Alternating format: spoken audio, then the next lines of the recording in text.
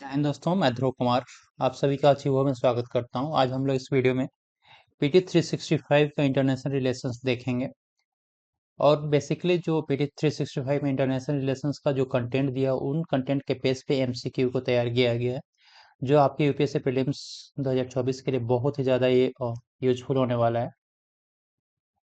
बात करें हम लोग यहाँ पर कि ये जो क्वेश्चंस इसमें जो दिए हुए हैं, क्वेश्चंस 2023 में जिस पैटर्न पे यूपीएससी ने क्वेश्चन पूछा है, उन क्वेश्चंस के आधार पे इनको तैयार किया गया है। तो मोस्ट प्रोबेबली हो सकता है कि डायरेक्टली इन क्वेश्चंस को आपके एग्जाम्स में पूछा जा सकता है। बेसिकली करंट अफेयर्स बेस्ड है। और बात करें हम लोग कि अदर सब्जेक्ट से वीडियो का, तो जैसे कि साइंस टेक हो गया, इन्वायरमेंट हो गया और इकोनॉमी हो गए, तो इन सब की वीडियो आपके एमसीक्यू का जो क्वेश्चंस हैं वो आपके नीचे डिस्क्रिप्शन बॉक्स में मिल जाएंगे, वहाँ से लिंक मिल जाएगा, वहाँ से आप देख सकते हैं। तो चलिए स्टार्ट करते हैं यहाँ पे फर्स्ट क्वेश्चन से। ये आपके तीन यहाँ पे स्टेटमेंट्स दिए हुए हैं: स्पेयर फिशिंग, स्मैशिंग और स्पैम मॉफलेज। ये तीन वर्ड्स हैं यहाँ पे। ठीक है, इनसे रिलेटेड तीन सेंटेंस दिए हुए हैं। आपको बताना है यहाँ पे कि कितने सेंटेंसेस जो हैं, स्टेटमेंट्स जो तीन हैं, वो कितने आपके करेक्ट नहीं है, नॉट करेक्टेड है। एक क्वेश्चन में पूछा है। चलिए फर्स्ट देखते हैं यहाँ पे कि spear phishing is a highly personalized form of email attack. मतलब स्पेयर फिशिंग जो है ईमेल हमले का एक अत्यधिक व्यक्तिकृत रूप है। ये first question, first statement. Second statement की बात करें यहाँ पे, smashing is a social engineering attack uses psychological manipulation and exploits human error. मतलब स्मैशिंग एक सोशल नेटवर्किंग हमला है, मनोवैज्ञानिक हेरफेर का उपयोग करता है और मानवीय त्रुटि का क्या करता है, फायदा उठाता है। ठीक है, बात करें यहाँ पे स्पैमोफ्लेज के बारे में, तो स्पैमोफ्लेज एक व्यापक ऑनलाइन चीनी स्पैम ऑपरेशन था, जो बेसिकली चीन की क्या करता था, प्रशंसा करता था, और अमेरिका, पश्चिमी विदेश नीतियों और चीनी सरकार के आलोचकों की क्या करता था, आलोचना क्या पोस्ट करता था। ये तीन स्टेटमेंट है। यहाँ बताने हैं आपको कि इन तीनों में से कितने सही नहीं है। बताइए करेक्ट आंसर क्या होगा। यदि आपने ऑलरेडी इस मैगजीन को पढ़ा होगा तो आंसर बताइए।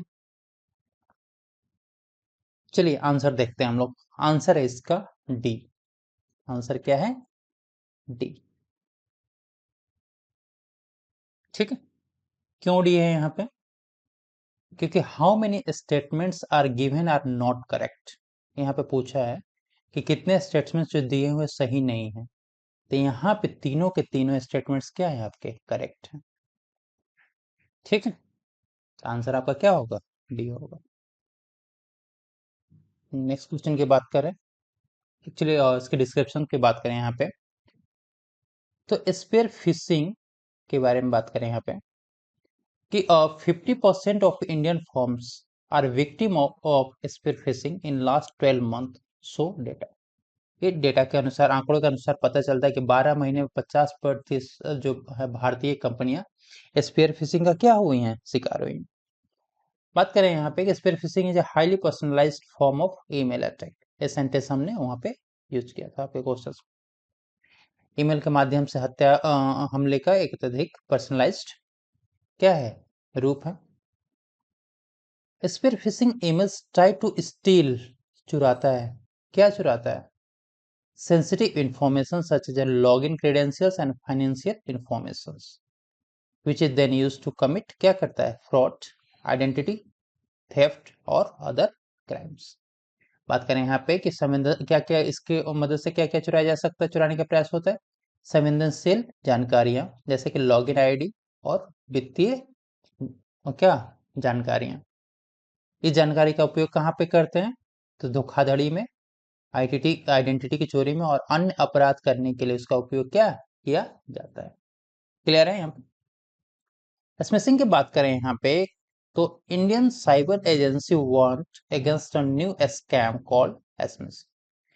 भारतीय साइबर एजेंसी ने स्मिशिंग नामक एक साइबर क्राइम के प्रति क्या किया, सचेत किया। Smishing is a social engineering attack uses psychological manipulation and exploit human error। Clear है? यूज क्या करता है ये, use fake mobile text messages to trick people into downloading malware, sharing sensitive information, sending money to cyber criminals. Clear है? यहाँ पे बात करें कि ये क्या करते हैं, लोगों को फेक मोबाइल टेक्स्ट संदेशों का उपयोग किया जाता है इसमें, और लोग इन संदेशों के धोखे में आकर क्या करते हैं, मालवेयर को डाउनलोड कर लेते हैं, जिससे क्या होता है कि जो उनकी संवेदनशील जानकारियां होती हैं और साइबर क्राइम्स जो है, क्रिमिनल्स हैं, उनको पैसे क्या इसके थ्रू भेज जाते हैं। क्लियर है? यहाँ पे बात करें यहाँ पे फ्लू हॉर्स। फ्लू हॉर्स एक क्या है, एक new Android malware known as flu horse has been discovered. ठीक है, एक बेसिकली क्या है, एक नया एंड्रॉयड मालवेयर है। ये क्या करता है, target users with malicious app, एक मैलिशियस ऐप के थ्रू, मतलब क्या, ऐसा ऐप जिससे क्या होता है, मतलब उसको लोग डाउनलोड करते हैं, जिससे कारण क्या होता है, बहुत सारी जो इंफॉर्मेशंस हैं वो उनके जो हैकर्स हैं उनके पास पहुंच जाती हैं। क्लियर है? स्पैमोफ्लेज की बात करें यहाँ पे कि Meta has taken thousands of Facebook account that were part of a campaign known as spamouflage. मतलब मेटा ने हजारों ऐसे फेसबुक अकाउंट हटा दिए हैं जो स्पैमोफ्लेज नामक अभियान का क्या थे, हिस्सा थे। स्पैमोफ्लेज था क्या basically, the spamouflage was a widespread online Chinese spam operation posted page for China and criticism of क्या, USA, western foreign policies and critics to Chinese government.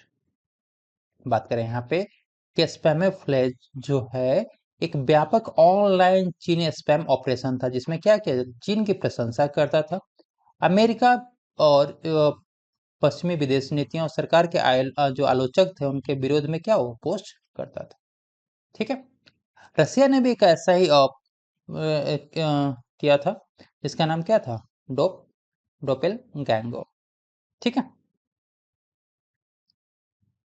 Friends, लगता है कि ये वीडियो और ये क्वेश्चंस आपके एग्जाम के लिए यूजफुल हैं, तो आपसे रिक्वेस्ट है कि प्लीज चैनल को सब्सक्राइब कर दीजिए, वीडियो को लाइक कर दीजिए और अपने दोस्तों के साथ शेयर कर सकते हैं। चलिए नेक्स्ट क्वेश्चन देखते हैं यहाँ पे।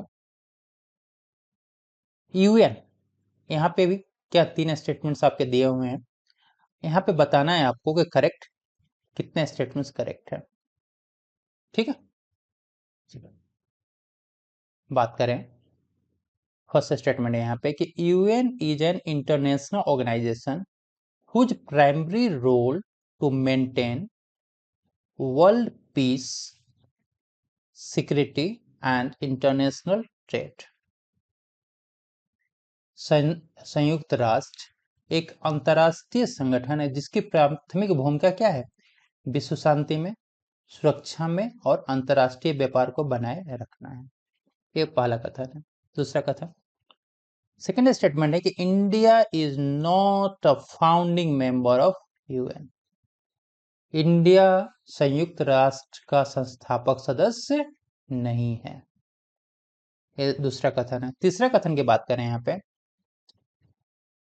कि principal organs of United Nation के जो प्रिंसिपल ऑर्गन्स हैं क्या क्या है, General Assembly, Security Council, International Court of Justice, Secretariat, Trusteeship Council और इकोनॉमी एंड सोशल काउंसिल। ये प्रमुख अंग हैं। बात करें यहाँ पर प्रमुख, महासभा, सुरक्षा परिषद, अंतर्राष्ट्रीय न्यायालय, सचिवालय, ट्रस्टीशिप परिषद, आर्थिक और सामाजिक परिषद। यहाँ बताना है कि आपके कितने स्टेटमेंट्स, यहाँ पे तीन स्टेटमेंट्स हैं, एक सही है आपका। बताइए, आपने ऑलरेडी पढ़ा होगा, और जिन्होंने अब इस मैगजीन को नहीं पढ़ा तो वो अपने स्टैटिक पोर्शन में जाकर के यदि आपने पढ़ा होगा तो आप क्वेश्चन अटेम्प्ट कर सकते हैं। यहाँ पे आंसर क्या होगा, आंसर है आपका क्या, ए। सिर्फ यहाँ पे एक स्टेटमेंट आपके करेक्ट। वो स्टेटमेंट कौन सा है जो करेक्ट है, बताइए। वो स्टेटमेंट आपका है कौन सा? फर्स्ट रॉन्ग है, सेकेंड भी क्या है, रॉन्ग है, थर्ड करेक्ट। फर्स्ट रॉन्ग क्यों है? क्योंकि यहाँ पे इंटरनेशनल ट्रेड की बात नहीं होती, ठीक है, यहाँ पे इंटरनेशनल ट्रेड की बात नहीं होती। सेकेंड सेकेंड बात करें, यहाँ पे सेकेंड स्टेटमेंट करेक्ट क्यों नहीं है? क्योंकि इंडिया क्या है, इंडिया फाउंडिंग मेंबर है यूएन का, तो यहाँ पे नॉट लगा है, इसलिए ये सेंटेंस क्या होगा आपका, स्टेटमेंट रॉन्ग होगा, और थर्ड आपका करेक्ट। ठीक है, चलिए डिस्कशन देखते हैं यहाँ पे। ये यूनाइटेड नेशंस टॉपिक था विजन 365 का। न्यूज में क्या हो रहा है कि during the 49th group of 7th G summit India question United Nation ability to effectively prevent conflicts. Bharat ने ग्रुप 7 की 49वीं बैठक के दौरान कन्फ्लिक्ट या संघर्षों को प्रभावी तरीके से रोकने के लिए जो यूनाइटेड नेशन संयुक्त राष्ट्र है उसकी क्षमता पर क्या हुआ, सवाल उठाया। बात करें यहाँ पे यूनाइटेड नेशंस का, तो यूनाइटेड नेशन का जो हेडक्वार्टर कहाँ पे है, न्यूयॉर्क यूएसए में। कब स्थापना किया था, 1945। ठीक है, बात करें यूनाइटेड नेशन इंटरनेशनल ऑर्गेनाइजेशन कुछ primary role is to maintain world peace, क्या करना, विश्व शांति और सिक्योरिटी, सुरक्षा। मतलब इसका प्रमुख जो कार्य है विश्व में शांति और सुरक्षा बनाए रखना है, और वहां पे हमने क्या ट्रेड भी यूज किया था। क्लियर है? सदस्यों की बात करें तो टोटल कितने, 193 मेंबर्स हैं, जिसमें इंडिया क्या है, India founding member of UN है। भारत क्या है, भारत संयुक्त राष्ट्र का संस्थापक सदस्य है। क्लियर है? यहाँ पे प्रिंसिपल ऑर्गन्स की बात करें यहाँ पे, तो कौन कौन से प्रमुख होंगे, general Assembly, Security Council, International Court of Justice, Secretariat, Trusteeship council and economic and Social council. प्रमुख अंग की बात करें, महासभा, सुरक्षा परिषद, अंतर्राष्ट्रीय न्यायालय, सचिवालय, न्यास परिषद या ट्रस्टीशिप काउंसिल, और आर्थिक और सामाजिक परिषद। क्लियर है? नेक्स्ट क्वेश्चन देखते हैं यहाँ पे। सेकंड क्वेश्चन है आपका यहाँ पर कि सस्टेनेबल फाइनेंस या सतत वित्त, ठीक है, sustainable finance bridging the gap in Asia and Pacific, report launched by the UNDP. Sustainable finance जो है यूएनडीपी के द्वारा सतत विकास एशिया और प्रशांत में अंतर को रिपोर्ट जो लॉन्च किया गया है, किसके, यूएनडीपी के द्वारा किया गया है। सस्टेनेबल फाइनेंस जो रिपोर्ट है वो यूएनडीपी के द्वारा लॉन्च किया गया है। ये क्या है, पहला कथन है, फर्स्ट स्टेटमेंट है आपको, स्टेटमेंट फर्स्ट। सेकेंड स्टेटमेंट है कि UNESCAP was established by Economic and Social Council in 1947 as a United Nations Economic Commission for Asia and Far East, ECAFE, and that's renamed in 1974, that's a ESCAP। मतलब यूनेस्कैप की स्थापना की बात करें तो 1947 में एशिया और सुदूर पूर्व के लिए संयुक्त राष्ट्र आर्थिक आयोग ई कैफे के रूप में आर्थिक और सामाजिक परिषद द्वारा क्या किया गया था। 1974 में इसका नाम बदलकर क्या एस्कैप कर दिया गया।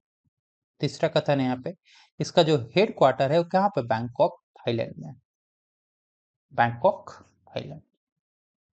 तो यहाँ पे 3 स्टेटमेंट दिए हैं, इसको आप बताना है कि आपके कितने स्टेटमेंट्स यहाँ पे कथन आपके सही हैं, बताइए आंसर क्या होगा।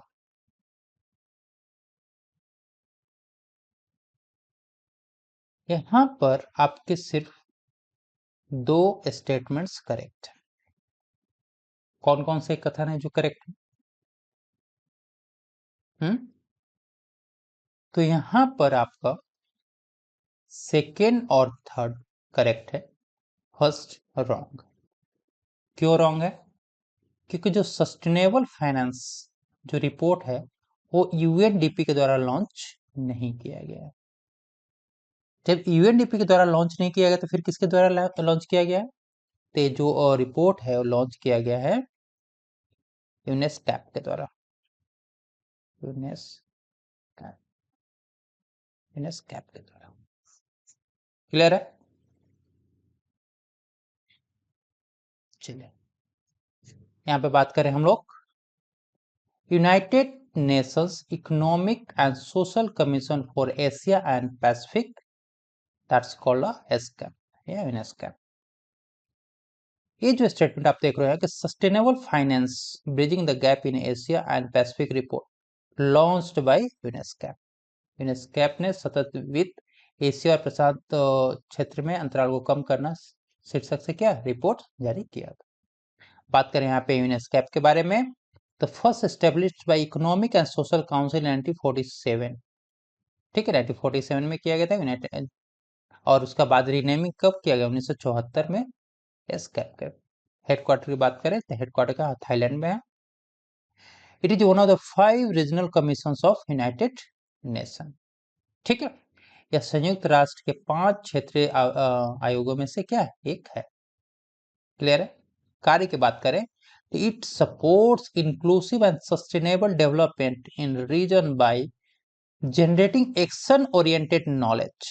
क्या जनरेट करता है? Action oriented knowledge and provide technical assistance. और क्या प्रोवाइड करता है? टेक्निकल असिस्टेंस प्रोवाइड करता है and capacity building services in support of national development objectives and regional agreement. मतलब यूनेस्कैप इस क्षेत्र में क्या समावेशी और सतत विकास का क्या करता है? समर्थन करता है। मेंबर्स की बात करें तो इसमें क्या इंडिया सहित कितने 53 मेंबर्स हैं, इंक्लूडिंग इंडिया, और 9 एसोसिएट मेंबर्स। क्लियर है? नेक्स्ट क्वेश्चन देखते हैं यहाँ पे। UN Citral established in 1966 is a subsidiary body of the General Assembly of UN with a mandate for a further harmonization and unification of law of international trade। UN Citral 1966 में स्थापित एक संयुक्त राष्ट्र की महासभा की एक सहायक संस्था है जिसे अंतर्राष्ट्रीय व्यापार कानून में और अधिक सामंजस्य और एकीकरण का क्या एक्सेस प्राप्त हुआ। अटल innovation mission M, NITI Aayog और United Nation Capital Development Fund UNCDF release a white paper for agritech innovation in India. बात करें यहाँ पे कि अटल इनोवेशन मिशन, नीति आयोग और संयुक्त राष्ट्र पूंजी विकास कोष ने भारत में कृषि तकनीक नवाचार के लिए क्या श्वेत पत्र जारी किया है। तीसरा कथन है यहाँ पे India has joined United Nation GCRG. ठीक है, तो भारत ने संयुक्त राष्ट्र के जीसीआरसी को क्या ज्वाइन किया है, शामिल हुआ है। तो 3 कथन दिए हुए हैं, आपको बताना है कि कितने यहाँ पे क्या कथन करेक्ट है। बताइए आंसर क्या होगा? आंसर है आपका क्या सी, ऑल 3 स्टेटमेंट्स आर क्या करेक्ट, तीनों के तीनों कथन यहाँ पे सही है। United Nation Commission on International Trade Law बात करें यहाँ पे तो India hosted inaugural UNCITRAL South Asia conference. UNCITRAL established in 1966 as a subsidiary body of a General Assembly of UN with a mandate for further harmonization and unification of law of international trade। मतलब UN Citral की 1966 में स्थापना किया गई। यह क्या है? संयुक्त राष्ट्र की एक सहायक संस्था है जिसका गठन बेसिकली किया गया था अंतर्राष्ट्रीय व्यापार से जुड़े कानूनों को और अधिक सामंजस्य स्थापन करने के लिए। ठीक है, बात करें यहाँ पे कि UN Citral is not part of WTO का भाग हिस्सा नहीं है, विश्व व्यापार संगठन का हिस्सा नहीं है।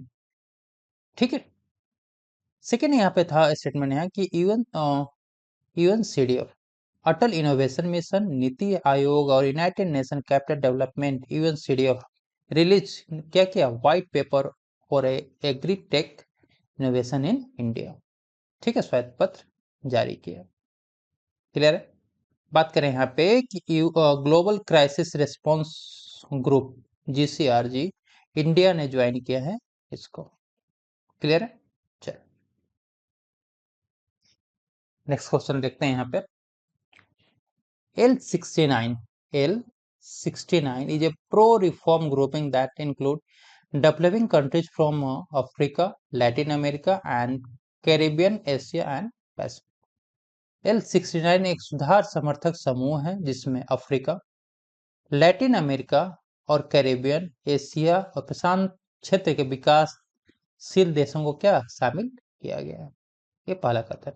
सेकंड स्टेटमेंट है यहाँ पे कि L69 grouping are countries were united by common desires to achieve comprehensive reform of UNSC and strengthen क्या multilateralism। L69 ग्रुपिंग देश वे हैं जहां जो यूएनएससी में व्यापक सुधार हासिल करने और बहुपक्ष को मजबूत करने की आम इच्छा से एकजुट हुए थे। तीसरा यहाँ पे, India is not leading country in L69। Bharat जो है L69 में अग्रणी देश नहीं है। ये 3 कथन दिए हुए, यहाँ आपको बताना है कि कितने कथन आपके करेक्ट है, सही है। बताइए आंसर क्या होगा। यहाँ आंसर आपका बी, मतलब 2 स्टेटमेंट्स आपके क्या है, करेक्ट। ठीक है, कौन कौन से 2 स्टेटमेंट्स आपके करेक्ट हैं। तो फर्स्ट और सेकंड दोनों स्टेटमेंट करेक्ट है, थर्ड रॉन्ग है। क्यों रॉन्ग है, क्योंकि यहाँ पे इंडिया क्या है, लीडिंग कंट्री है L69 पे, यहाँ पे नॉट लगा हुआ है, इसलिए क्या है, इनकरेक्ट, ये गलत। क्लियर है, चलो बाकी डिटेल्स देखते हैं। यहाँ से L69 ग्रुपिंग की बात करें यहाँ पर, तो L69 group is a meeting hosted by India called for reform of UNSC. Bharat द्वारा एक आयोजित एक बैठक में L69 समूह ने मतलब यूएनएससी में संयुक्त राष्ट्र सुरक्षा परिषद में सुधार की क्या मांग किया था। L69 is a pro-reform grouping that includes developing countries from Africa, Latin America, and Caribbean, and Asia and the Pacific. L69 एक सुधार समर्थक समूह है जिसमें Africa, Latin America, Caribbean, Asia और प्रशांत क्षेत्र के जो विकासशील देशों को इसमें क्या शामिल किया गया है। ठीक है, इंडिया इसमें क्या लीडिंग कंट्री है, भारत एक नेतृत्वकर्ता देश है। ठीक है, नेक्स्ट क्वेश्चन की बात करें यहाँ पर, फिफ्थ क्वेश्चन है, BIMSTEC. BIMSTEC is a regional organization established in June कब 1996 with the signing of a Bangkok Declaration। BIMSTEC एक क्षेत्रीय संगठन है जिसकी स्थापना जून 1996 में बैंकॉक घोषणा पत्र के पर हस्ताक्षर करके हुआ था। ये पहला कथन है। सेकंड कथन है, Myanmar joined in December 1997 and the group are named क्या, बीमस्टेक। म्यांमार ने दिसंबर 1997 में शामिल हुआ था, जिसका नाम बदल करके बीमस्टेक। करंट मेंबर की बात करें, करंट मेंबर्स बीमस्टेक के कौन कौन है, Bangladesh, India, Sri Lanka, Thailand, Myanmar, Nepal and Indonesia. तो बीमस्टेक के वर्तमान सदस्य कौन हो, बांग्लादेश, भारत, श्रीलंका, थाईलैंड, म्यांमार, नेपाल और इंडोनेशिया। तो ये 3 कथन आपके सामने दिए हुए हैं, आपको बताना है कि 3 कथनों में से सही कौन सा है। सही कथन कितने हैं बताइए। यहां पर आंसर आपका सिर्फ एक, फर्स्ट स्टेटमेंट आपका, मतलब एक ही कथन, तीनों में से सिर्फ एक कथन आपका सही है। वो कथन कौन सा है, कौन सा स्टेटमेंट है जो करेक्ट है, बताइए। यहां पर आपका जो फर्स्ट है वो रॉन्ग है। क्यों रॉन्ग है, क्योंकि यहाँ पे जो आप देख रहे हैं जून 96, यहाँ पे वो 1996 नहीं है, 1997 है, जून 1997। क्लियर है, ठीक। सेकंड की बात करें, सेकंड म्यांमार एक का जो स्टेटमेंट है करेक्ट है। थर्ड आपका रॉन्ग है। क्यों रॉन्ग है, क्योंकि करंट मेंबर्स की बात करें यहाँ पे, तो कौन कौन से देश शामिल है, बांग्लादेश शामिल है, इंडिया शामिल है, श्रीलंका शामिल है, थाईलैंड है, इसमें म्यांमार है, नेपाल है, लेकिन यहाँ पे इंडोनेशिया नहीं है। ठीक है, इंडोनेशिया की जगह पे कौन सा कंट्री है यहाँ पे, तो इंडोनेशिया की जगह पे यहाँ पे भूटान। क्या नाम है, भूटान। क्लियर है, चलो फ्रेंड्स, आपसे रिक्वेस्ट है कि प्लीज चैनल को सब्सक्राइब कर दीजिए, वीडियो को लाइक कर दीजिए। मिस्टेक की बात करें यहाँ पर, India has participated in the first ever foreign minister meeting of Bay of Bengal Initiative for a multi-sectoral technical and economic cooperation BIMSTEC in Bangkok, Thailand. News में क्यों था? क्योंकि बिम्स्टेक के विदेश मंत्रियों की पहली जो बैठक कहाँ पे? थाईलैंड, बैंकॉक में संपन्न हुई थी और भारत इसमें क्या हुआ था? शामिल हुआ था। बिम्स्टेक की बात करें यहाँ पे, तो BIMSTEC is a regional organisation that established in June 1997 with the signing of Bangkok Declaration. BIMSTEC एक क्षेत्रीय संगठन जिसकी स्थापना 1997 में बैंकॉक घोषणा पत्र पर क्या हस्ताक्षर के द्वारा किया गया था। क्लियर है? इनिशियली इसका नाम क्या था? बिमस्टेक था with the 4 countries Bangladesh, India, Sri Lanka and Thailand. Myanmar ने कब ज्वाइन किया था? दिसंबर 1987 में, तो उसका नाम क्या हो गया? बिमस्टेक हो गया। और इसका सेक्रेटरिएट कहाँ पे है? सेक्रेटरिएट ढाका, बांग्लादेश में। ठीक है। मेंबर्स की बात करें तो इसके 7 मेंबर्स हैं, जैसे बांग्लादेश हो गया, इंडिया हो गया, श्रीलंका हो गया, थाईलैंड हो गया, म्यांमार हो गया, नेपाल और भूटान। ठीक है, दोनों ने कब? 2004 में ज्वाइन किया। ठीक है, तो यहाँ पे यदि बात करें तो आप मैप में देख सकते हैं बांग्लादेश हो गया, फिर इंडिया हो गया, फिर कौन सा देश? श्रीलंका हो गया यहाँ पे, फिर थाईलैंड और म्यांमार, नेपाल और भूटान। ठीक है, तो ये सार्क सॉरी बिमस्टेक कंट्रीज। ठीक है, चलो नेक्स्ट क्वेश्चन बात करें यहाँ पे, ब्रिक्स से रिलेटेड है। Brick countries started their dialogue in 2005 with the induction of South Africa in 2010. That's BRICS came into existence. BRICS देशों ने 2005 में अपनी बातचीत शुरू की। 2010 में दक्षिण अफ्रीका के शामिल होने के बाद ब्रिक्स क्या अस्तित्व में आया? ये पहला कथन। सेकंड कथन आपके सामने कि 5 न्यू मेंबर्स ब्रिक्स में जुड़े हैं। नाम क्या है उनका? Egypt, Ethiopia, Iraq, Saudi Arabia और यूएई। ये दूसरा कथन है। तीसरा कथन बात करें यहाँ पे कि जो ब्रिक्स का जो परमानेंट सेक्रेटरिएट है, ऑफिस है, कहाँ पे है? चाइना में। ठीक है, तो 3 कथन आपके सामने दिए हुए हैं। यहाँ पे बताना आपके कि तीनों में से करेक्ट कौन सा, कितने हैं? तीनों कथनों में से करेक्ट कितने कथन हैं? ठीक है, बताइए आंसर क्या होगा? आंसर आपका क्या? डी। तीनों में से तीनों जो स्टेटमेंट्स हैं वो क्या है? रॉन्ग है। तीनों के तीनों स्टेटमेंट्स क्या है आपके? रॉन्ग है। क्यों रॉन्ग है? कोई तो रीजन होगा रॉन्ग होने का। ठीक है, यहाँ पे बात करें फर्स्ट रॉन्ग क्यों है? क्योंकि यहाँ पे बात करें तो 2005 नहीं, यहाँ पे क्या 2006 होगा। ठीक है, तो BRIC country started their dialogue कब? 2006 में। क्लियर है? ठीक। मेंबर्स की बात करें यहाँ पर तो 5 मेंबर्स जो है अभी नए ऐड हुए हैं, जिसमें क्या है? इजिप्ट है, इथियोपिया है, सऊदी अरब है और यूएई है। लेकिन यहाँ पे इराक नहीं है। यहाँ पे इराक की जगह पे कौन सा कंट्री है? यह है ईरान। ईरान। क्लियर है? तीसरा कथन है आपका, मतलब ठीक है, तो ये भी आपका क्या हो गया? रॉन्ग हो गया। थर्ड क्यों रॉन्ग है बताइए? थर्ड स्टेटमेंट क्यों रॉन्ग है? क्योंकि इसका कोई परमानेंट सेक्रेटरिएट या ऑफिस नहीं है। नो, नो परमानेंट सेक्रेटरिएट और ऑफिस। ठीक है, तो ये तीनों के तीनों स्टेटमेंट्स आपके क्या है? रॉन्ग। बात करें यहाँ पे डिटेल्स में दे दी, बात करें ब्रिक्स की। न्यूज में क्या था कि BRICS group admitted 5 new members at the 15th BRICS summit in कहाँ पे? Johannesburg, South Africa. मतलब दक्षिण अफ्रीका के जोहान्सबर्ग में 15वें ब्रिक्स जो शिखर सम्मेलन हुआ, उसमें ब्रिक्स की सदस्यता का विस्तार करते हुए 5 नए देशों को इस समूह में शामिल किया गया। ठीक है, ये 5 कौन कौन से 5 न्यू मेंबर्स हैं?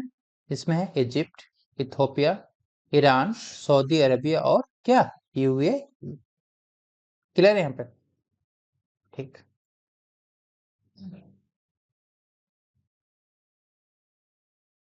यदि ऑफिस की बात करें तो यहाँ पे नो परमानेंट सेक्रेटरिएट और ऑफिस ऑफ दैट ब्रिक्स। एक स्टेटमेंट यहाँ से लिया गया था कि BRIC countries came into the एलो, मतलब 2006 में आया था, और अफ्रीका कब? 2010 में इसमें शामिल हुआ। नेक्स्ट क्वेश्चन है यहाँ पे,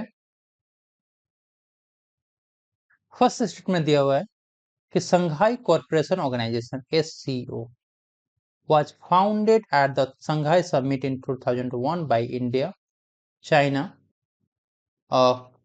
Kyrgyz Republic, Kazakhstan, Tajikistan, and Uzbekistan as a permanent intergovernmental organization। ये पहला कथन है। तो संघाई सहयोग संगठन की स्थापना 2001 में संघाई शिखर सम्मेलन में भारत, चीन, किर्गिज गणराज्य, कजाकिस्तान, ताजिकिस्तान, उज्बेकिस्तान द्वारा एक अस्थायी अंतर सरकारी संगठन के रूप में किया गया।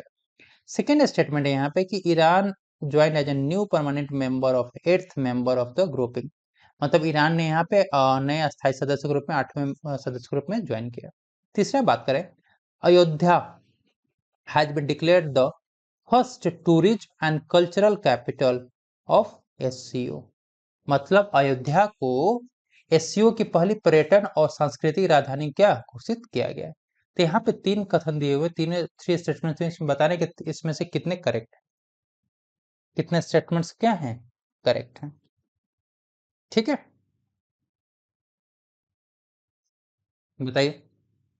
यहाँ पर तीनों का तीनों स्टेटमेंट्स रॉन्ग हैं, कोई भी करेक्ट नहीं है।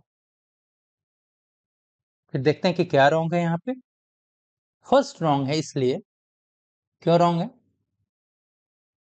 फर्स्ट की बात करें तो यहाँ पर क्या इंडिया आंसर नहीं होगा। क्या आंसर होगा? रसिया। आंसर क्या होगा यहाँ पे? रसिया। मेंबर्स की बात करें तो फाउंडिंग मेंबर्स, इन्होंने फाउंडेशन किया था SCO का। क्लियर है। सेकेंड बात करें तो ईरान ने यहाँ पे जो ज्वाइन किया था वो क्या 9th मेंबर के रूप में किया था, 8वां नहीं, 9th मेंबर के रूप में यहाँ पे ज्वाइन किया था। थर्ड स्टेटमेंट आपका रॉन्ग क्यों है यहाँ पे? क्योंकि अयोध्या को डिक्लेयर नहीं किया गया। कौन से शहर को किया गया? वाराणसी को। वाराणसी, वाराणसी को क्या डिक्लेयर किया गया है? क्या first tourism and cultural capital of क्या SCO। ठीक है, चलिए एक्सप्लेनेशन की बात करें यहाँ पे। Shanghai Corporation Organisation SCO news में क्या होता? Under India first ever chairmanship 23rd summit of SCO summit was held in a virtual format. पहली बार जो भारत की अध्यक्षता में SCO का 23वां शिखर सम्मेलन आभासी रूप से आयोजित किया गया। ठीक है। India assumes the rotating chairmanship of SCO at the Samarkand Summit in 2022। Kazakhstan is the next chairman of क्या SCO। तो कजाकिस्तान में अगला SCO का क्या होगा, मीटिंग होगा। क्लियर है। देखिए यहाँ पे Iran join as a new permanent member of 9th member of the grouping, मतलब 9वां सदस्य के रूप में गए। काशी वाराणसी, ये स्टेटमेंट जो है, काशी जो वाराणसी है उसको डिक्लेयर किया गया first tourism and cultural capital of क्या SCO, मतलब पहली पर्यटन और सांस्कृतिक राजधानी किसको घोषित किया? काशी वाराणसी। क्लियर है। चलिए नेक्स्ट क्वेश्चन की बात करें यहाँ पर। 48th summit, 48th summit of G7 group was recently in Hiroshima, Japan, where India, along with countries like Australia, Brazil, were invited to the summit। मतलब G7 समूह का 48वां शिखर सम्मेलन हिरोशिमा जापान में हुआ, जहां पे भारत, ऑस्ट्रेलिया और ब्राजील को क्या आमंत्रित किया गया था। क्लियर। G7 है परमानेंट सेक्रेटरी और ऑफिस, मतलब G7 का स्थायी सचिवालय और कार्यालय है। EU is not member of the G7 but attend the annual summit। EU जो है यूरोपियन यूनियन G7 का सदस्य नहीं है, लेकिन वार्षिक बैठक में भाग क्या लेता है। यहाँ पे बताना है कि कितने स्टेटमेंट्स आपके करेक्ट नहीं। बताइए कितने स्टेटमेंट्स आपके करेक्ट नहीं। आपने पढ़ा होगा तो जरूर याद होगा, बताइए, अटेम्प्ट कीजिए क्वेश्चंस को।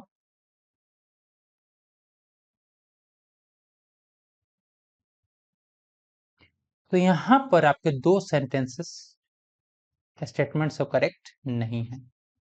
ठीक है, दो स्टेटमेंट्स करेक्ट नहीं है। कौन कौन से वो स्टेटमेंट्स हैं जो करेक्ट नहीं है? फर्स्ट स्टेटमेंट यहाँ पे करेक्ट नहीं है क्योंकि 48th नहीं 49th सबमिट था। कौन सा था? 49th submit. क्लियर है? सेकेंड की बात करें यहाँ पर तो जी ए भी रॉन्ग है। क्यों रॉन्ग है? क्योंकि G7 का कोई परमानेंट ऑफिस या सेक्रेटरीट नहीं होता है। नो, नो ऑफिस और सेक्रेटरीट। Third correct. तीसरा क्या है? जो यूरोपियन यूनियन है मेंबर तो है, मेंबर नहीं है, लेकिन एनुअल समिट में वो क्या शिखर सम्मेलन भाग लेता है। क्लियर है? अच्छा, G7 की बात करें यहाँ पे, G7 का न्यूज में क्या कहते हैं? 49th summit of G7 group was recently held in Hiroshima Japan with where India along with Australia and Brazil invited to summit. G7 शिखर सम्मेलन का 49वां शिखर सम्मेलन जापान में हुआ, जहां पे क्या भारत, ऑस्ट्रेलिया और ब्राजील को क्या आमंत्रित किया गया था। G7 की बात करें तो G7 ओरिजिनली G8 था इन 1973 एंड सेटअप इन कब? 1975। ठीक है, पर्पस की बात करें यहाँ पे तो इट मीट एनुअली, वार्षिक मिलन होता है टू डिस्कस सच जैसे ग्लोबल इकोनॉमिक गवर्नेंस का डिस्कशन होता है, इंटरनेशनल सिक्योरिटी और एनर्जी पॉलिसी का बारे में बात होता है।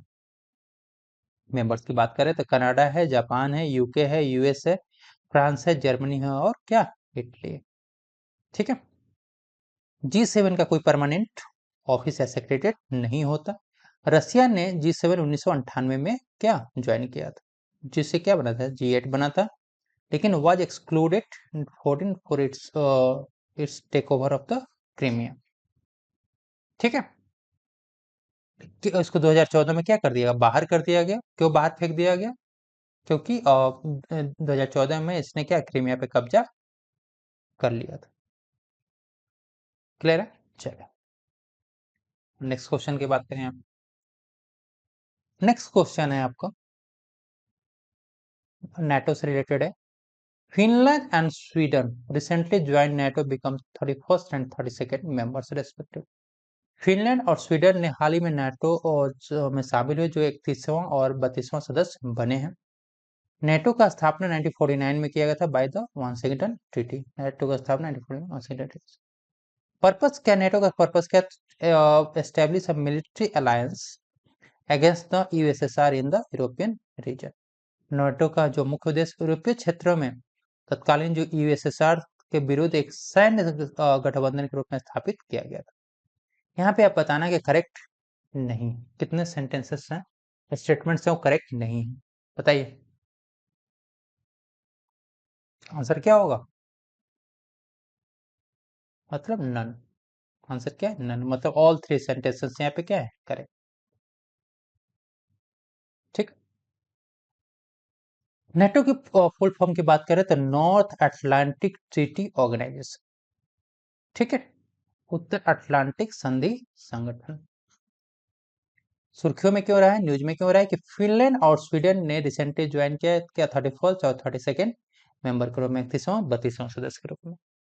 ठीक है, as a member of alliance Finland is a part of NATO collective defense and cover the security guaranteed inherent in Article 5 of the North Atlantic Treaty। बात करें यहाँ पे कि नाटो का एस्टेब्लिशमेंट कब 1949 में किया गया था वाशिंगटन ट्रीटी में। इसका जो हेडक्वार्टर है कहाँ पे? ब्रसेल्स बेल्जियम में है। पर्पस क्या है? पर्पस इसका मिलिट्री अलायंस स्थापित करना है against the USSR in the European region. Members की बात करें तो टोटल 32 मेंबर है, जिसमें 30 यूरोपियन नेशंस, यूएस और कनाडा शामिल है।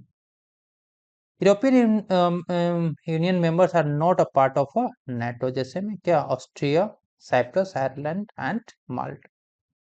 क्लियर है? और नेक्स्ट क्वेश्चन है यहाँ पर, तीन स्टेटमेंट्स यहाँ दिए हुए, इसमें बताना है कि करेक्ट कितने नहीं हैं, not corrected. India, Israel, UAE under I2U2 group have announced a new joint space venture aimed to creating unique space-based tool for policymakers, institutions and entrepreneurs। ITU-2 समूह के तहत भारत, इजराइल, संयुक्त अरब अमीरात ने एक संयुक्त क्या अंतरिक्ष उद्यम की घोषणा की है, जिसका जो उद्देश्य क्या है, नीति निर्माताओं, संस्थानों और उद्यमियों के लिए एक अद्वितीय अंतरिक्ष आधारित उपकरण बनाना है। क्लियर है? सेकेंड है कि AUKUS, Australia, United Kingdom, United States has sign agreement to joint operate deep space advance radar capability DARC. AUKUS जो है ऑस्ट्रेलिया, यूनाइटेड किंगडम और अमेरिका ने समूह ने deep space advance radar DARC को संयुक्त रूप से संचालित करने के लिए क्या एक समझौता किया है। तीसरा स्टेटमेंट है यहाँ पे, USA and IAEA agreed to cooperate on extending nuclear technology application in the South Global। America और IAEA है वैश्विक दक्षिण में परमाणु प्रौद्योगिकी अनुप्रयोग के विस्तार पर सहयोग करने पर सहमत हुए। यहाँ पे 3 कथन दिए, इसमें से बताना है कि सही कितने कथन है जो सही नहीं है। ठीक है,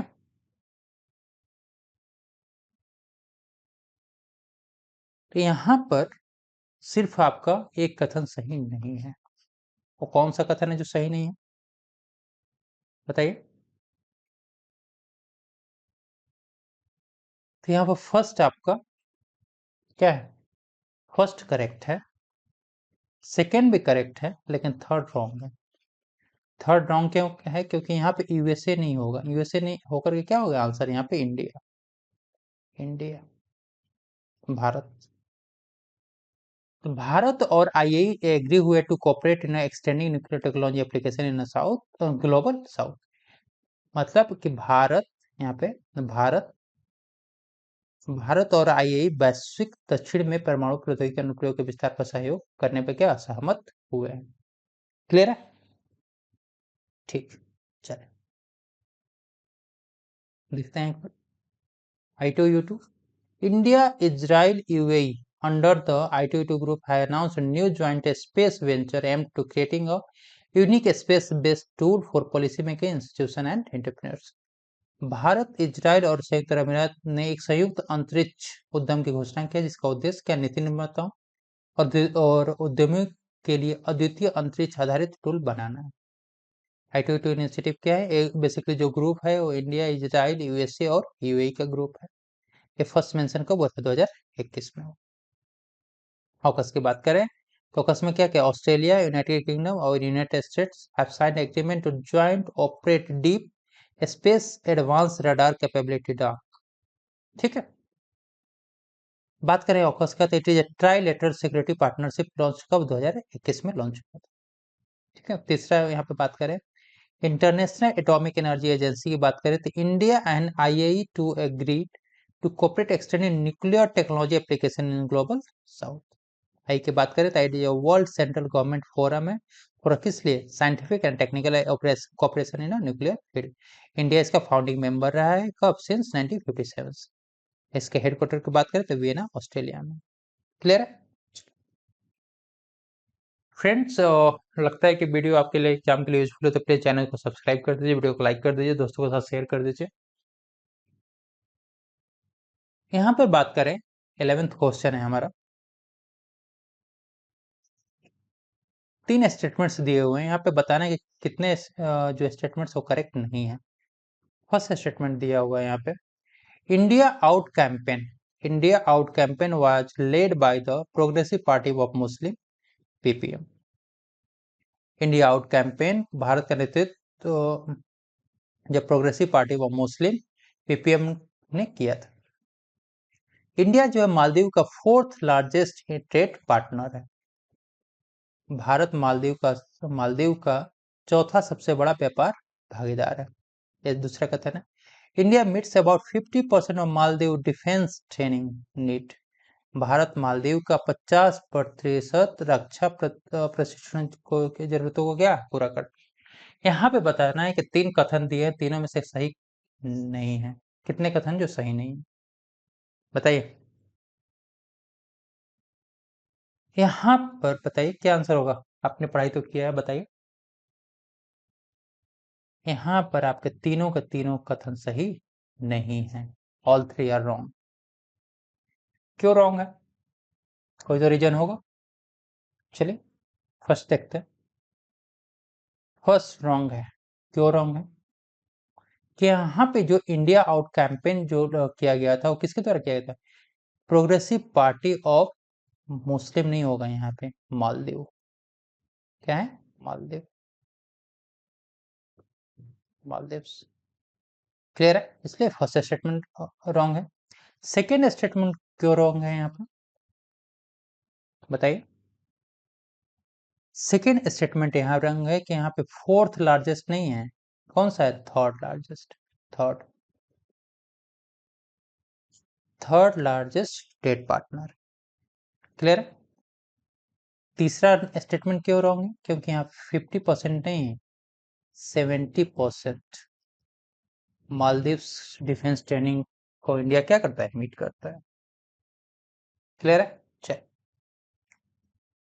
इंडिया मालदीव रिलेशंस के बारे में बात करें। यहाँ पे न्यूज में क्यों रहा कि Maldives president has pitched and the presence of Indian troops in the island in accordance with his pre post promise under India out campaign. Maldives के नवनिर्वाचित राष्ट्रपति ने भारत से अपील की थी कि वो इस द्वीपीय देश में मौजूद भारतीय सैनिकों को क्या कर ले? वो हटा ले। और ये किसका था? तो इंडिया आउट कैंपेन का एक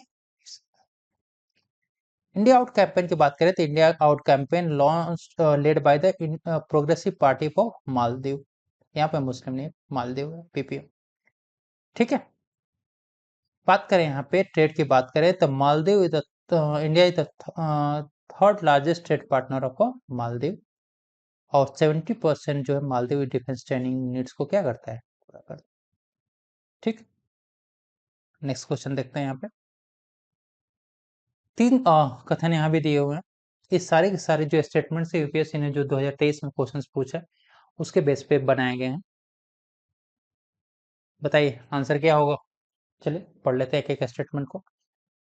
रसिया will provide advance training to the Indian astronaut with the goal of maintaining joint effort to the International Space Station in 2024। रूस ने 2024 में अंतर्राष्ट्रीय अंतरिक्ष स्टेशन के लिए एक संयुक्त प्रयास बढ़ाने के लक्ष्य के साथ भारतीय अंतरिक्ष यात्रियों को उन्नत प्रशिक्षण प्रदान करेगा। ये पहला कथन। सेकंड कथन क्या है? India signed US-led Artemis Accord as a 26th member। Bharat ने 26वें सदस्य के रूप में जो अमेरिका के नेतृत्व वाले आर्टेमिस समझौते को क्या पर हस्ताक्षर किया है। तीसरा, Artemis Accord was established by US State Development and NASA in 2020। Artemis समझौते की स्थापना 2020 में अमेरिकी विदेश विभाग और क्या नासा द्वारा स्थापित किया गया था। बताइए यहाँ पे कितने आपके जो कथन है वो करेक्ट है, कितने कथन सही है? बताइए। सिर्फ क्या एक ही कथन है वो करेक्ट है? इसमें से कौन सा है वो कथन? बताइए। यहाँ पर सिर्फ थर्ड स्टेटमेंट आपका करेक्ट। ठीक है। फर्स्ट और सेकंड रॉन्ग है। फर्स्ट रॉन्ग क्यों है? क्योंकि यहाँ पे जो ट्रेनिंग जो प्रोवाइड किया जाएगा वो रसिया के द्वारा नहीं किया जाएगा। रसिया नहीं तो फिर कौन? नासा। नासा के द्वारा ये ट्रेनिंग प्रोवाइड किया जाएगा। सेकंड बात करें यहाँ पे, सेकंड रॉन्ग क्यों है? तो इंडिया ने जो आर्टेमिस अकॉर्ड को साइन किया है वो 26 मेंबर नहीं किया है। कौन से नंबर का मेंबर है? 27। 27वां मेंबर के रूप में इसने ज्वाइन किया। क्लियर है? चलो, इंडिया यूएस स्पेस रिलेशन की बात करें तो NASA will provide advance training to Indian astronauts with the goal of mounting joint effort to the International Space Station 2020। NASA भारतीय मतलब इसरो के भारतीय अंतरिक्ष यात्रियों को एडवांस प्रशिक्षण प्रदान करेगा। इसका लक्ष्य क्या है? 2024 में आईएसएस के लिए एक संयुक्त प्रयास करना है। ठीक है। भारत ने साइन किया है यूएस का आर्टेमिस अकॉर्ड। कौन सा सदस्य के रूप में? 27वें सदस्य। क्लियर है? तीसरा स्टेटमेंट यहाँ था कि जो आर्टेमिस अकॉर्ड एस्टेब्लिश किया गया था यूएस स्टेट डिपार्टमेंट और नासा के द्वारा, कब? 2020। ठीक है, चलो ये 13वां क्वेश्चन है आपके सामने, बताइए। बेल्ट एंड रोड इनिशिएटिव जो चाइना का BRI is a massive China led infrastructure project launched in 2015। Belt and Road जो इनिशिएटिव है 2015 में चीन के नेतृत्व में शुरू की जाने वाली विशाल बुनियादी ढांचा परियोजना है, massive China led infrastructure project. ठीक है, ये फर्स्ट है। सेकेंड है, Italy was the only G7 nation to join BRI। BRI में शामिल होने वाला एकमात्र क्या G7 राष्ट्र। China Pakistan economic corridor CPEC को कब 2016 में लॉन्च किया गया था एज ए पार्ट ऑफ क्या बेल्ट एंड रोड इनिशिएटिव। ठीक है, तो ये बताना है आपको कि जो 3 कथन दिए हुए हैं, 3 स्टेटमेंट्स दिए हुए हैं, इसमें से करेक्ट नॉट करेक्ट कितने हैं, नॉट करेक्टेड बताना, बताइए। बताइए क्या आंसर होगा। तो यहां पर आपके 2 स्टेटमेंट्स जो हैं वो क्या है, नॉट करेक्टेड। कौन कौन से 2 स्टेटमेंट्स हैं जो करेक्टेड नहीं है, सही नहीं है, बताइए। फर्स्ट बात करें तो फर्स्ट क्या है, ये रॉन्ग है। क्यों रॉन्ग है? क्योंकि यहाँ पे जो बेल्ट एंड रोड इनिशिएटिव जो है चाइना का, वो कब 2015 में लॉन्च नहीं किया गया था। कब लॉन्च किया गया था? 2013 में, 2013 में लॉन्च किया गया था। ठीक है, सेकेंड स्टेटमेंट आपका सही है। इटली एक ऐसा G7 नेशन है और एकमात्र सदस्य है जो क्या BRI को ज्वाइन किया है। थर्ड स्टेटमेंट आपका wrong. China Pakistan economic corridor जो लॉन्च हुआ था वो 2016 में लॉन्च नहीं हुआ। कब लॉन्च हुआ था? 2015 में लॉन्च, 2015 में लॉन्च हुआ था। क्लियर है, चलिए। Belt and Road Initiative BRI news में क्या होता है कि 2023 marked the 10th anniversary of China Belt Road Initiative. Also recently Italy withdraw from the China क्या China Belt Road Initiative. Italy was the only G7 nation to join BRI। मतलब कि 2023 में चीन की बेल्ट एंड रोड इनिशिएटिव की 10वीं वर्षगांठ मनाई गई। इसके अलावा हाल ही में इटली ने क्या किया, चीन के BRI प्रोजेक्ट से क्या हो गया है, बाहर हो गया है। और इटली जो था BRI में शामिल होने वाला एकमात्र क्या G7 राष्ट्र था। क्लियर है, ठीक। BRI is a massive China-led infrastructure project launched in 2013। ठीक है, मतलब बेल्ट रोड इनिशिएटिव चीन के नेतृत्व वाली जो प्रोजेक्ट है वो कब 2013 में शुरू हुआ। चाइना की बात करें तो China Pakistan economic corridor launch हुआ था 2015 में। ठीक है, चलिए 14वां क्वेश्चन है, 14th क्वेश्चन आपके सामने। नॉर्थ सी समिट से रिलेटेड क्वेश्चन है कि North Sea summit aiming at making the North Sea at the largest क्या powerhouse of Europe by 2050 by taking its offshore and wind capacity to 120 gigawatt by 2030 and 300 gigawatt by 2050। North Sea summit का लक्ष्य उत्तरी सागर को 2050 तक Europe का सबसे बड़ा बिजली घर बनाना है। इसमें अपतटीय पवन क्षमता 2030 तक कितना 120 गीगावाट और 2050 तक 300 गीगावाट हो जाएगी। बात करें यहाँ पे such work declaration aiming at making the North Sea into a green power plant of Europe as an offshore renewable energy. इस बार जो है घोषणा उत्तर सागर को यूरोप का हरित ऊर्जा संयंत्र एक अपतटीय नवीकरणीय ऊर्जा प्रणाली बनाना है। तीसरा बात कर रहे हैं यहाँ पे कि North Sea is a part of Atlantic Ocean and is located between Norway and Denmark in east, Scotland and England in west, Germany, Netherland, Belgium in France and south. उत्तरी सागर अटलांटिक महासागर का एक हिस्सा है जो नॉर्वे और Denmark पूर्व, स्कॉटलैंड और इंग्लैंड पश्चिम, जर्मनी, नीदरलैंड, बेल्जियम और फ्रांस दक्षिण के बीच में क्या है स्थित है। तो यहाँ बताना कि कितने सेंटेंसेस आपके क्या है स्टेटमेंट्स यहाँ पे करेक्ट बताइए। आंसर है आपका क्या सी, मतलब ऑल थ्री जो स्टेटमेंट्स यहाँ पे आपके करेक्ट। ठीक है, न्यूज में क्यों रहा है, नॉर्थ सी समिट की बात करते हैं। Second North Sea summit held recently, North Sea summit aiming making the North Sea with the largest powerhouse of Europe by 2050 by taking its offshore wind capacity 120 gigawatt by 2030 and 300 gigawatt by 2050। ठीक है, और next question है यहाँ पे,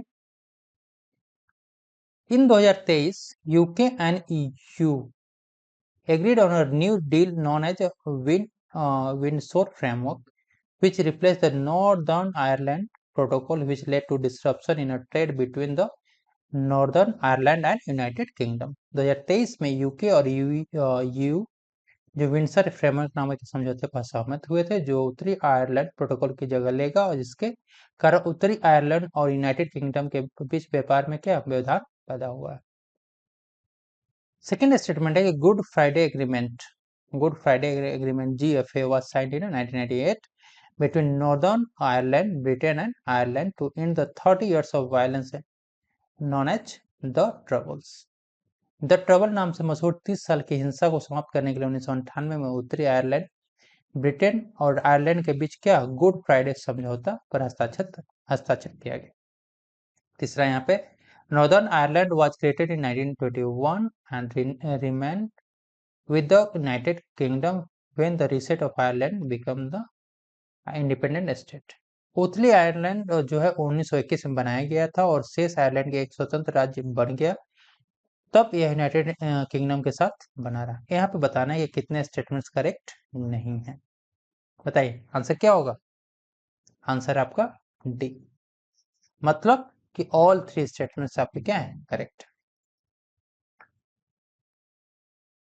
ठीक है, बात करें विंडसर फ्रेमवर्क की तो 2023 में UK and EU agreed on a new deal known as a Windsor Framework, which replaced the Northern Ireland Protocol, which led to disruption in trade between Northern Ireland and the United Kingdom।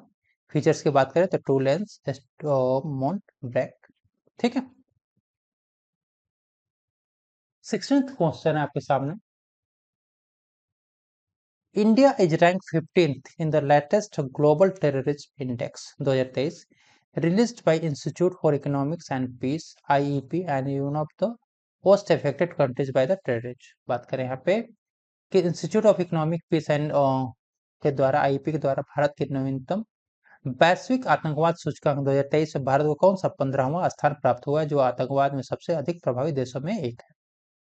ये पहला कथन है। Second कथन की बात करें तो global counter terrorism forum GCTF India, जिसका इंडिया क्या है मेंबर, इज ए इनफॉर्मल और political multilateral platform that facilitates open discussion among stakeholders, bringing together experts and practitioners from the across world region। Global counter terrorism forum, जिसका भारत एक सदस्य, एक अनौपचारिक और राजनीतिक बहुपक्षीय मंच है जो हितधारकों के बीच खुली चर्चा की सुविधा प्रदान करता है, जिसे दुनिया भर के विशेषज्ञों और अभ्यासकर्ताओं को एक साथ लाया है।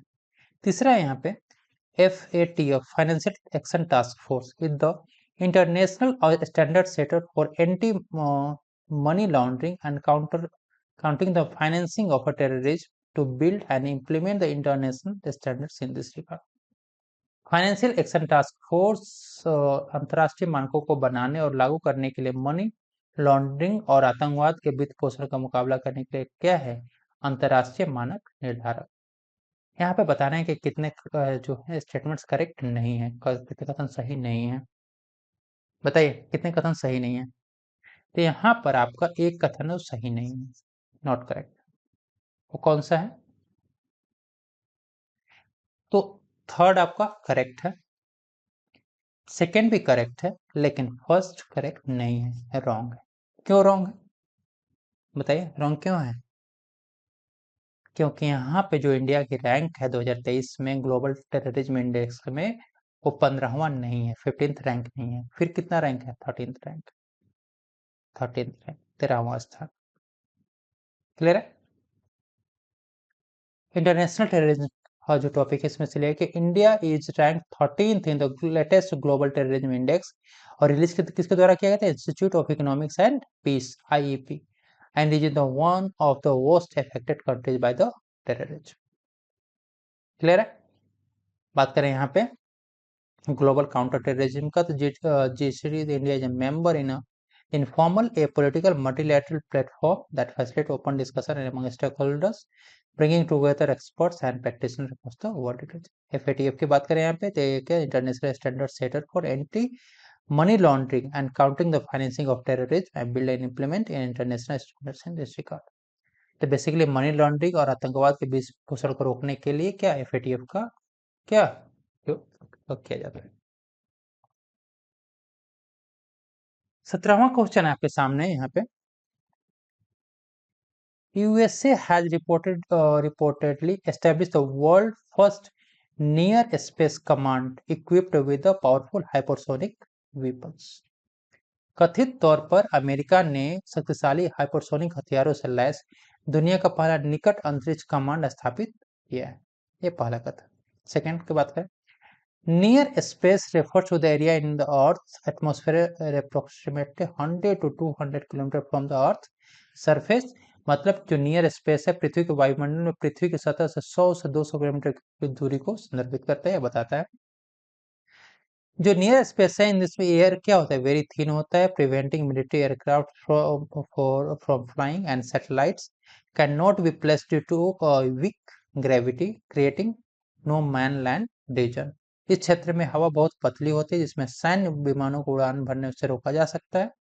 कमजोर गुरुत्वाकर्षण के कारण उपग्रहों को स्थापित नहीं किया जा सकता है, जिससे कि नो मैंस लैंड क्षेत्र क्या बनता है। तो यहाँ बताना है कि 3 कथन दिए, इसमें से तीनों में से सही कितने हैं, कितने करेक्ट है, बताइए। करेक्ट कितने कथन है? भाई आपने पढ़ाई की है, बताइए तो सही, कितने कथन सही हैं आपके, कितने स्टेटमेंट्स यहाँ पे करेक्ट है आपके।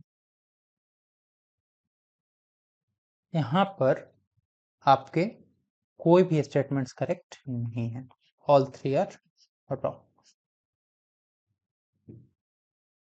ठीक है, फर्स्ट वाले में रॉन्ग क्या है? फर्स्ट रॉन्ग क्यों है? यहाँ पे यूएसए नहीं है, यहाँ पे यूएसए नहीं है, फिर कौन सा देश है? यूएसए नहीं है तो वो है चाइना। कौन सा? चाइना, चीन। चीन ने क्या एक शक्तिशाली हाइपरसोनिक हथियारों से लैस दुनिया का पहला क्या निकट अंतरिक्ष कमांड, नियर स्पेस कमांड क्या एस्टेब्लिश किया है।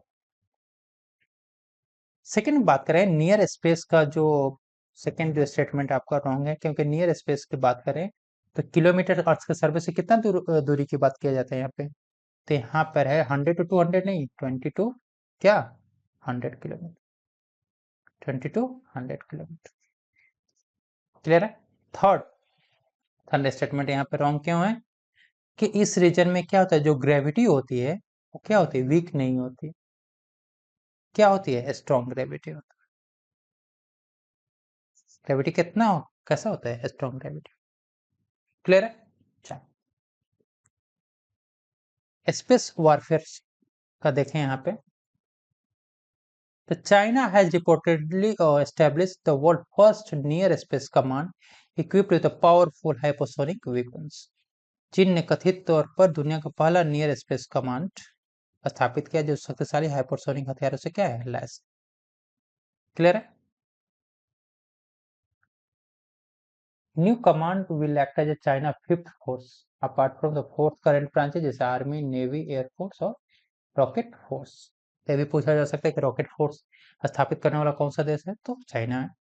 तो चीन की यह 5वीं सेना के रूप में काम करेगी। चीन के मौजूद 4 कमान है, थल सेना, नौसेना, वायुसेना और रॉकेट सेना। ठीक है, बात करें यहाँ पे कि नियर स्पेस का, तो near space refers to the area in the earth atmosphere जो अप्रोक्स है 20 to 100 kilometre from the earth surface, मतलब 20 से 100 किलोमीटर का क्षेत्र माना जाता है। इसमें क्या होता है, इस क्षेत्र में हवा क्या होता है, बहुत ही विरल होती है, सैन्य विमानों को उड़ान भरने में काफी कठिनाई होती है। साथ ही मजबूत गुरुत्वाकर्षण मतलब स्ट्रॉन्ग ग्रेविटी के चलते यहाँ पर उपग्रहों को भी क्या स्थापित नहीं किया जा सकता, और यह एक नो मैन लैंड जोन बनता है। क्लियर है? ठीक। नेक्स्ट क्वेश्चन देखते हैं।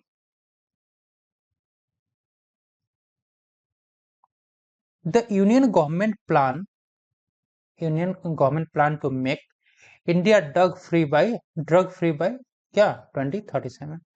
केंद्र सरकार की योजना है कि 2037 तक भारत को नशा मुक्त बना देंगे। सेकेंड स्टेटमेंट है, India is the transit hub as well as destination for drugs produced in the golden triangle and golden crescent। Bharat जो है गोल्डन ट्रायंगल और गोल्डन क्रिसेंट में उत्पादित दवाओं के क्या है के डेस्टिनेशन सेंटर के रूप में क्या स्थापित हो गया है। नशा मुक्त अभियान एनबीएम में launch in 227 most vulnerable district under which massive community outreach being done. नशा मुक्त जो अभियान है भारत के 227 सभी संवेदनशील जो में क्या जो डिस्ट्रिक्ट है वहाँ पे शुरू किया गया है, जिसके तहत बड़े पैमाने पर सामुदायिक क्या पहुंच बनाई जा रही है, मतलब लोगों को मतलब अवेयर किया जा रहा है, कम्युनिटी मोबिलाइजेशन की बात करते हैं। तो यहाँ पे पूछा गया कि जो 3 स्टेटमेंट्स है इसमें करेक्ट कितने नहीं है, कितने स्टेटमेंट्स करेक्ट नहीं है बताइए। यहाँ पर आपके 2 स्टेटमेंट्स करेक्ट नहीं है। ठीक है, कौन कौन से स्टेटमेंट्स हैं जो करेक्ट नहीं है? तो फर्स्ट बात करें यहाँ पर, फर्स्ट फर्स्ट क्या है, रॉन्ग है। क्यों? क्योंकि इंडिया को ड्रग फ्री बनाएगा, कब तक बनाया जाएगा, 2037 तक नहीं, कब तक, 2047 तक, 2047। ठीक है, सेकेंड स्टेटमेंट आपका करेक्ट है। थर्ड रॉन्ग है, कि जो नशा मुक्ति अभियान जो चलाया जा रहा है कितने डिस्ट्रिक्ट्स में चलाया जा रहा है, 227 नहीं, 272 डिस्ट्रिक्ट्स में चलाया जा रहा है, 272 डिस्ट्रिक्ट्स। क्लियर है? चलो, ड्रग ट्रैफिकिंग इन इंडिया की बात करें तो recently 2500 drug suspected to be methamphetamine was seized near the Kerala coast in a joint operation by the Narcotics Control Bureau and Indian Navy as operation क्या Samudragupta operation के तहत इतना जो 2500 kilogram क्या ड्रग्स को क्या सीज किया गया। क्लियर है? ठीक। यहाँ पे देखें तो Union Government plan to make India drug free by क्या 2047 तक करना है। India become the transit hub as a destination for drug producing, कहाँ पे, तो गोल्डन ट्रायंगल और गोल्डन क्रेसेंट में जो ड्रग्स होते हैं उनको पे। ठीक है, डिस्ट्रिक्ट से बात करें यहाँ पे तो नशा मुक्ति जो अभियान कितने हैं, 272 मोस्ट वल्नरेबल डिस्ट्रिक्ट्स में क्या चलाया गया है। और नेक्स्ट क्वेश्चन है यहाँ पे, ministry of defence has constituted a 9-member committee headed by the professor क्या के Vijay Raghavan to review the functioning of DRDO and suggest restructuring and redefining its role। रक्षा मंत्रालय ने डीआरडीओ के कामकाज की समीक्षा करने के लिए, उसकी भूमिका का पुनर्गठन और पुनर्परिभाषित करने के लिए के विजय राघवन के अध्यक्षता में क्या 9 सदस्यीय समिति का क्या गठन किया है। डीआरडीओ का हेडक्वार्टर नई दिल्ली में है।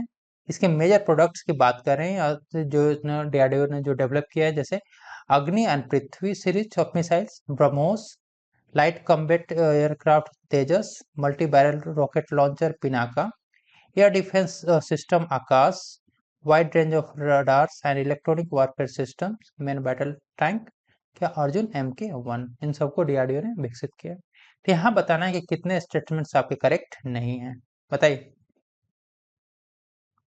तो यहाँ पर आपके डी, मतलब कोई भी स्टेटमेंट्स मतलब करेक्ट ऐसा नहीं है, तीनों के तीनों स्टेटमेंट्स आपके करेक्ट है। ठीक है, तीनों के तीनों स्टेटमेंट्स करेक्ट। न्यूज में क्यों रहा है डीआरडीओ? डीआरडीओ का फुल बात करें तो Defence Research and Development Organisation DRDO. Ministry of Defence ने कंस्टिट्यूट किया 9 मेंबर कमेटी जो प्रोफेसर के विजय राघवन की अध्यक्षता में काम करेगा और क्या करेगा, जो DRDO है उसके फंक्शंस को रिव्यू करेगा और सजेस्ट करेगा रेस्ट्रिक्टिंग रिडिफाइनिंग इट्स रोल। हेडक्वार्टर की बात करें तो क्या नई दिल्ली में स्थित है, ठीक है। प्रोडक्ट्स की बात करें इसके तो अग्नि, पृथ्वी, ब्रह्मोस, तेजस, पिनाका, ठीक है, radars and Arjun tank. Clear है? चलो नेक्स्ट क्वेश्चन है आपके सामने। Bright star 23, bright star 23 the biennial multilateral tri-service exercise held in Egypt and the first ever time Indian Air Force क्या participated in it। Bright star 23 मिस्र में आयोजित एक द्विवार्षिक बहुपक्षीय त्रिसेवा अभ्यास है जिसमें पहली बार भारतीय वायुसेना ने इसमें भाग लिया है। दूसरा बात है Indian air force participated in exercise that's क्या एनियो कायोस 23 multinational air exercise hosted by क्या ग्रीस एयर फोर्स। भारतीय वायुसेना ने ग्रीस वायुसेना के साथ आयोजित एक क्या इसको एनियो कॉस 23 में भाग लिया। Desert Flag as a multilateral air exercise which air force from the UAE, France, Kuwait, Australia, UK, Bahrain, Morocco, Spain and Republic of Korea and USA participated. Desert Flag बहुपक्षीय हवाई अभ्यास है जिसमें संयुक्त अरब अमीरात, France, Kuwait, Australia, Britain, Bahrain, Morocco, Spain, Korea और America ने की वायुसेना ने इसमें भाग लिया है। तो यहाँ बताना है कि कितने स्टेटमेंट्स आपके करेक्ट है इसमें से, बताइए। तो यहाँ पर आपके तीनों के तीनों स्टेटमेंट्स क्या है, सही है। All three are correct. So friends ये हमारा था PT 365 का इंटरनेशनल रिलेशन से काफी इंपॉर्टेंट क्वेश्चंस थे जो विजन IAS के PT 365 के कंटेंट पे बेस्ड थे, जो आपके 2024 के UPSC प्रीलिम्स के लिए बहुत ही ये इंपॉर्टेंट क्वेश्चंस हैं। सो बाकी अदर जो टॉपिक्स जैसे इन्वायरमेंट हो गया, इकोनॉमी हो गया, साइंस टेक हो गया, उसका उनके क्वेश्चंस का जो है आपको नीचे लिंक डिस्क्रिप्शन बॉक्स में मिल जाएगा। फ्रेंड्स यदि लगता है कि वीडियो आपके एग्जाम के लिए यूजफुल है तो आपसे रिक्वेस्ट है प्लीज चैनल को सब्सक्राइब कर दीजिए, वीडियो को लाइक कर दीजिए एंड दोस्तों के साथ शेयर भी कर सकते हैं। Thank you. जल्दी मिलते हैं नेक्स्ट वीडियो।